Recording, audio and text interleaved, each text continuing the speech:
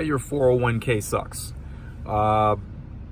You have no control. I mean, that's the biggest thing. I mean, I can go on and on. I can give you multiple reasons. The contribution limits are too low and you really don't have enough time. But the main thing that I hated when I was in corporate America about contributing to my 401k is you didn't have any control.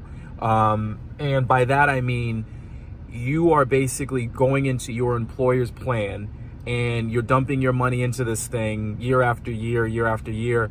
And if you're like most people, your employer plan is probably placed with Fidelity Investments or Wells Fargo or one of the big platforms. Most likely it's with Fidelity Investments. And what I mean is you work for XYZ company, but your 401k investment account is held with Fidelity Investments. And if you go to your HR department and you say, okay, I'm going to put this much in. I have 10 grand, I have 20 grand, I have 100 grand. What is your money invested into? It's either it's only a couple of different things. It's either sitting in the stock market, it's either sitting in a money market in cash and it's not actually performing, or you have maybe one of 10 options, maybe one of 6 options. And the options read something like this. Fidelity Freedom Bond Fund. And what that is just a bond manager or some guy going out there selecting different bonds that he believes will perform well. And you are basically invested into his portfolio or his group of bonds that he's selected. And then there's something else called the Fidelity Freedom Growth Fund.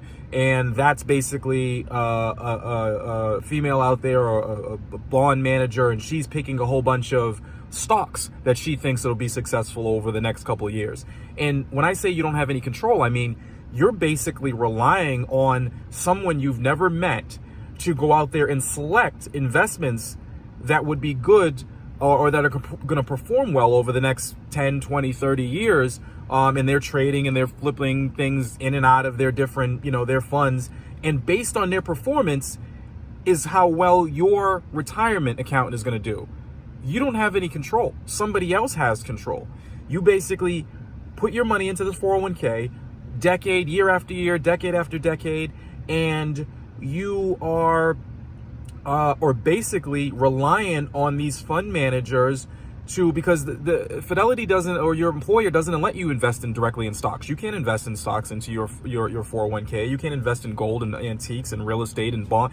You have to invest. Basically, you have about, I would say, 10 different options. Most of you probably don't even know what those options are. Probably don't even know the difference between a Freedom, conservative fund or Freedom aggressive growth fund. You select something and then you just sit on it. And you think that if you turn on CNN or you turn on MSNBC and you see the stock market's up, well, okay, I guess my portfolio is doing well. And if the stock market's down, I guess my portfolio is not doing well. The point I'm trying to make is your retirement is too important to have it be relying on somebody else, on someone else. You really want something that's in your control. If you're going, I'm not suggesting that you don't put anything into your 401k. I suggest that you contribute the max and contribute up to what your employer will match to, because your employer is giving you free money if they are offering a match, and you can put it into, the market.